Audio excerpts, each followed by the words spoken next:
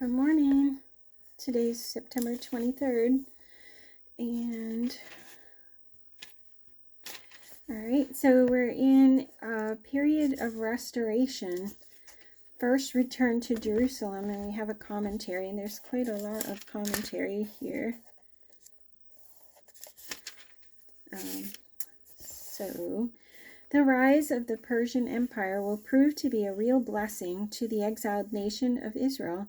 Unlike the Assyrians and Babylonians, who believed in the uprooting of their captives, Persia's policy is one of repatriation and maintaining the status quo of the political, social, and religious situation to the extent possible. The idea, apparently, is that a happy people will be less likely to rebel. For that reason, as well as for the fulfillment of God's promised restoration, a very important step is taken by Cyrus the Great in 539 to 538 BC. He issues the following decree encouraging volunteers among the Hebrews to return to Jerusalem and rebuild the temple. And we're in Ezra 1, verse 1, which is also 2 Chronicles 36:22, and it's 538 BC.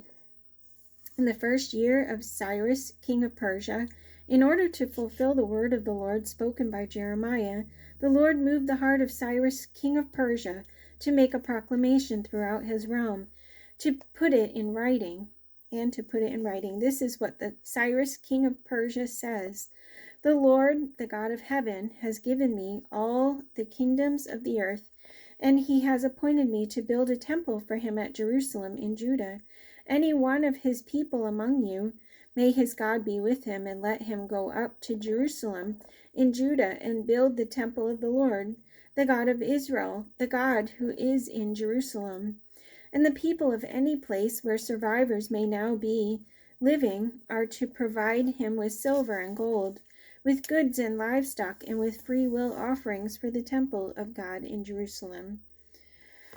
And here's another commentary. Imagine the excitement and celebration which must come when the news of this decree makes its way to all the captives in exile. And yet there is an immediate dilemma.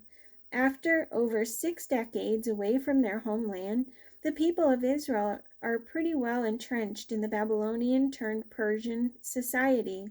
Those who took Jeremiah's advice have bought or built homes, begun businesses, and learned a new language and a way of life. There is also a whole new generation of Jews, as they are now called, who have never even set foot in Palestine. Therefore, it will take a real pioneering spirit to leave a prosperous situation for the desolation of the Palestinian landscape. Despite the hard decision, over 42,000 decide to return under the leadership of Sheshbazzar, who is appointed governor. Relatives and neighbors give what they can to support the resettlement and reconstruction programs. Even Cyrus assists by returning the temple articles which Nebuchadnezzar had looted. All is set, and the great migration takes place in 538 BC. Within 2 years, in 536 BC, the initial resettlement has been completed and the foundation of the temple laid. 70 years after the first deportation, in 605 BC. And yet, even as they get started, the people are met with opposition. Restoration will not come easily. Ezra 1, verse 5, in Babylonia, 538 BC. Then the family heads of Judah and Benjamin, and the priests and Levites, everyone whose heart God had moved, prepared to go up and build the house of the Lord in Jerusalem. All their neighbors assisted them with articles of gold and silver, with goods and livestock, and with valuable gifts, in addition to all the free will offerings. Moreover, King Cyrus brought out the articles belonging to the temple of the Lord, which Nebuchadnezzar had carried away from Jerusalem and had placed in the temple of his God. Cyrus, king of Persia, had them brought by Mithredath, the treasurer, who counted them out to Sheshbazzar, the prince of Judah. This was the inventory: gold dishes 30, silver dishes 1,000, silver pans 29, gold bowls 30, matching silver bowls 410, other articles 1,000. In all there were 5,400 articles of gold and of silver. Sheshbazzar brought all these along when the exiles came up from Babylon to Jerusalem. Now these are the people of the province who came up from the captivity of the exiles whom Nebuchadnezzar, king of Babylon, had taken captive to Babylon. They returned to Jerusalem and Judah, each to his own town, in company with Zerubbabel, Jeshua, Nehemiah, Sariah, Reliah, Mordecai, Bilshan, Mispar, Bigvai, Rehum, and Baanah.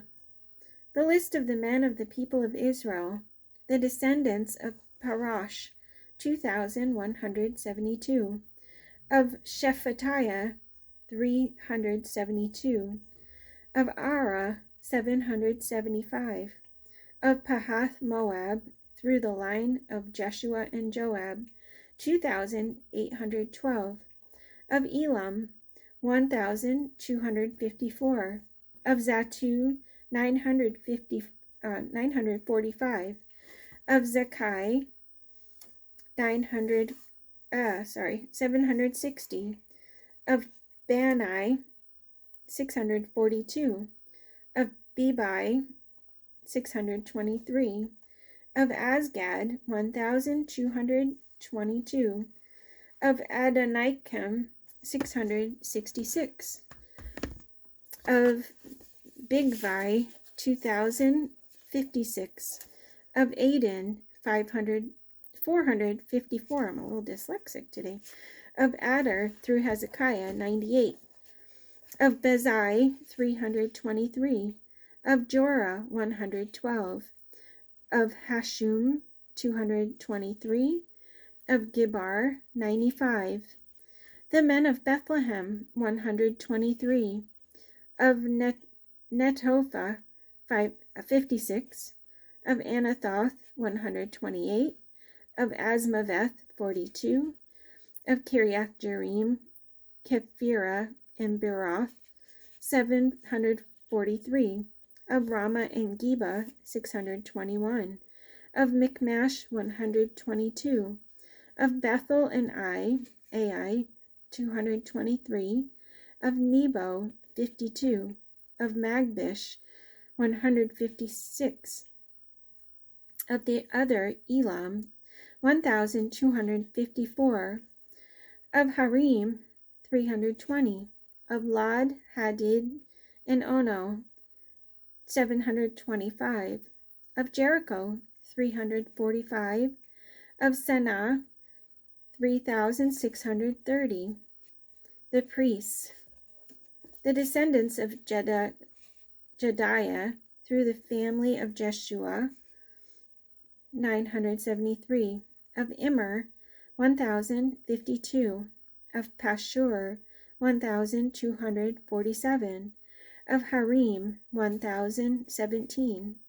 The Levites, the descendants of Jeshua and Kadmiel, through the line of Hodaviah, 74. The singers, the descendants of Asaph, 128.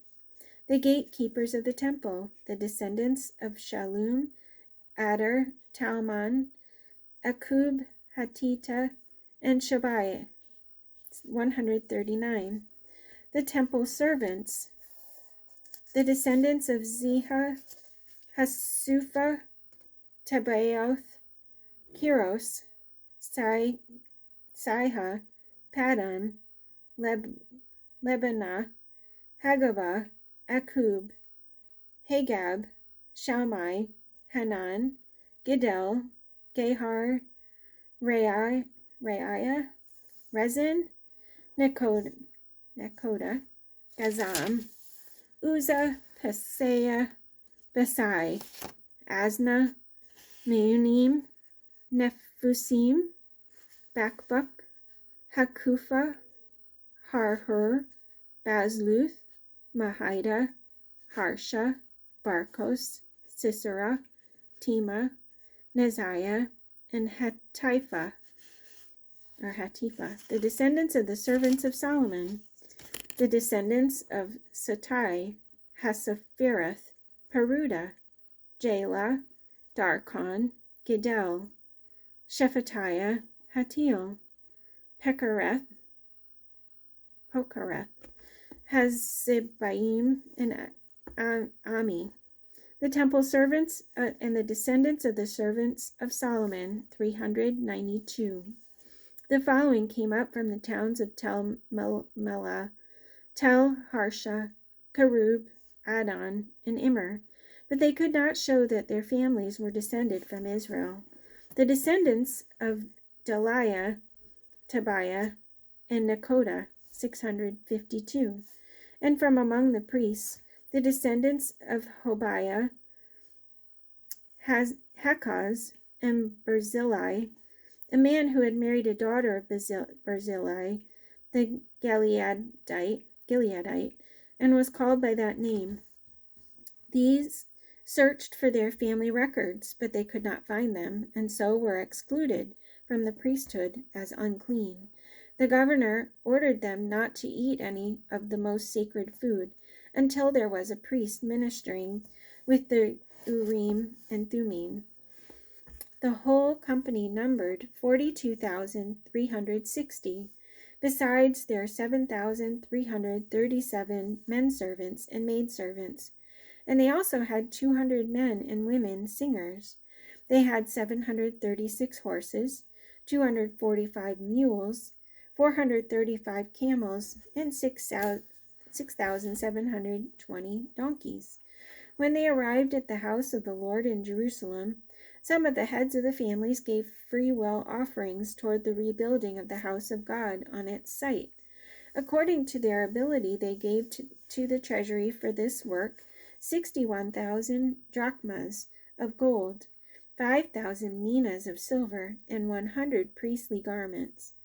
The priests, the Levites, the singers, the gatekeepers, and the temple servants settled in their own towns, along with some of the other people, and the rest of the Israelites settled in their towns. When the 7th month came and the Israelites had settled in their towns, the people assembled as one man in Jerusalem. Then Jeshua, son of Jozadak, and his fellow priests, and Zerubbabel, son of Shealtiel, and his associates began to build the altar of the God of Israel, to sacrifice burnt offerings on it, in accordance with what is written in the law of Moses, the man of God. Despite their fear of the peoples around them, they built the altar on its foundation and sacrificed burnt offerings on it to the Lord, both the morning and evening sacrifices. Then, in accordance with what is written, they celebrated the Feast of Tabernacles with the required number of burnt offerings prescribed for each day. After that, they presented the regular burnt offerings, the new moon sacrifices, and the sacrifices for all the appointed sacred feasts of the Lord, as well as those brought as freewill offerings to the Lord. On the first day of the 7th month, they began to offer burnt offerings to the Lord, though the foundation of the Lord's temple had not yet been laid. Then they gave money to the masons and carpenters, and gave food and drink and oil to the people of Sidon and Tyre, so that they would bring cedar logs by sea from Lebanon to Joppa, as authorized by Cyrus, king of Persia. In the 2nd month of the 2nd year after their arrival at the house of God in Jerusalem, Zerubbabel, son of Shealtiel, Jeshua, son of Jozadak, and the rest of their brothers, the priests and the Levites and all who had returned from the captivity to Jerusalem, began to work, appointing Levites 20 years of age and older to supervise the building of the house of the Lord. Jeshua and his sons and brothers, and Kadmiel and his sons, descendants of Hodaviah, and the sons of Henadad, and their sons and brothers, all Levites, joined together in supervising those working on the house of God. When the builders laid the foundation of the temple of the Lord, The priests in their vestments and with trumpets, and the Levites, the sons of Asaph, with cymbals, took their places to praise the Lord, as prescribed by David, king of Israel. With praise and thanksgiving they sang to the Lord. He is good, his love to Israel endures forever. And all the people gave a great shout of praise to the Lord, because the foundation of the house of the Lord was laid. But many of the older priests and Levites and family heads who had seen the former temple wept aloud when they saw the foundation of this temple being laid, while many others shouted for joy. No one could distinguish the sound of the shouts of joy from the sound of weeping, because the people made so much noise, and the sound was heard far away.